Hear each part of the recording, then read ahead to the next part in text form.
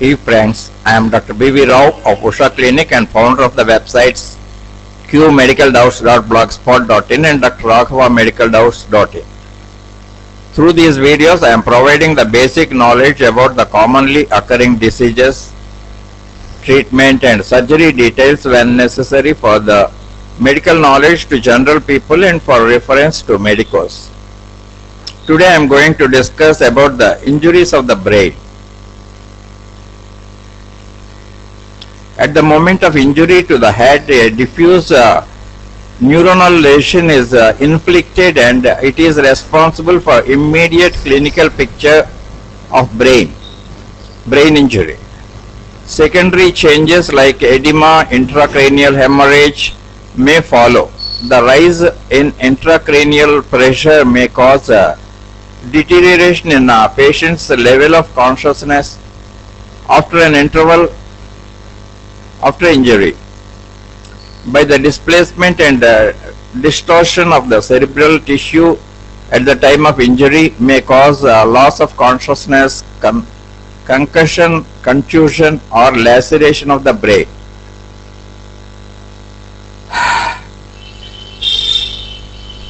Brain is flexible in anteroposterior direction and fixed laterally. So blow on the front and back of the head have maximum displacement of brain with severe cerebral injuries.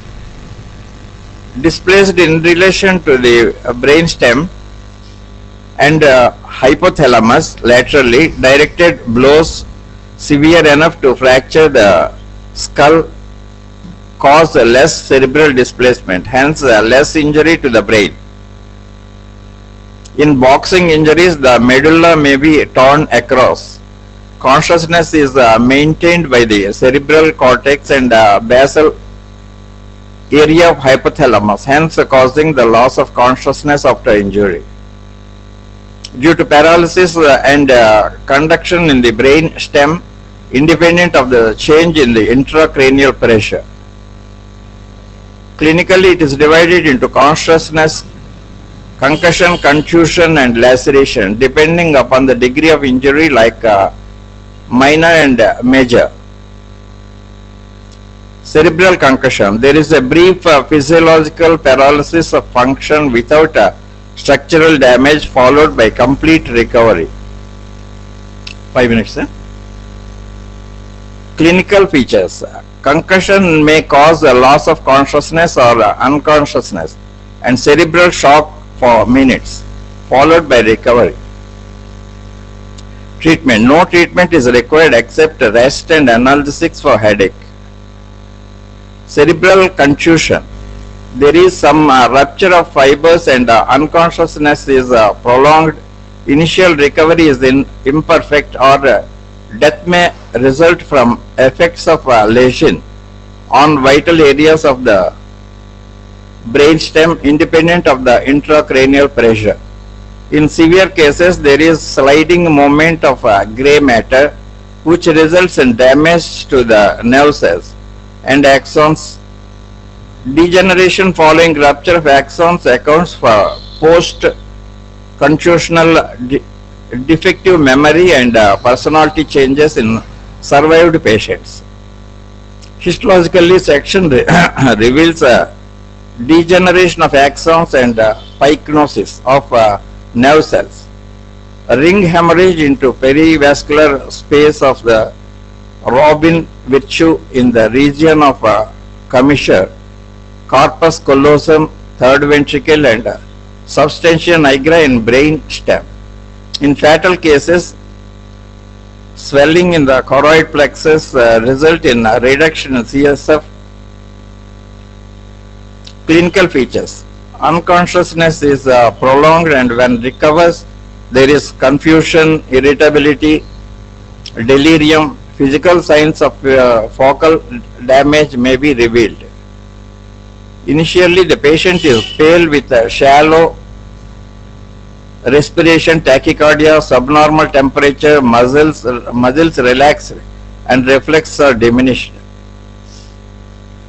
Phase of reaction. The respiration becomes deeper, pulse increases in tension, Face becomes flush and recovery is recovery of consciousness of patient complaints of headache or photophobia, vomiting, confusion, irritability, delirium, indicating damage to the cortical and hypothalamic levels. In cerebral irritation, the body assumes a position of flexion. In serious cases, deep coma persists since injury. Pupils dilated and inactive, kind strokes, respiration and irregular pulse indicates brain lesion and it is fatal. In less serious cases, anosmia, aphasia, hemianopia seen after recovery of the consciousness. In case of laceration of brain surface, there is a stiff neck, pain in the legs, retention of urine, amnesia, loss of recent memory may be for longer period. Treatment. Immediate and complete examination to come to a conclusion of treatment. Maintenance. Maintaining the posture, airway, nasal feeding and catheterization when required. Observation to detect edema, intracranial hemorrhage. Treatment of skull fracture is present. Dark room provided when there is photophobia and posture unconscious patient laid on his side so that the secretions may dribble from the mouth. Suction of the throat if bubbling is there. The patient turned regularly. Physiotherapy and postural drainage in position every hour. Tracheostomy. It is required in case of brainstem lesion. Delirium.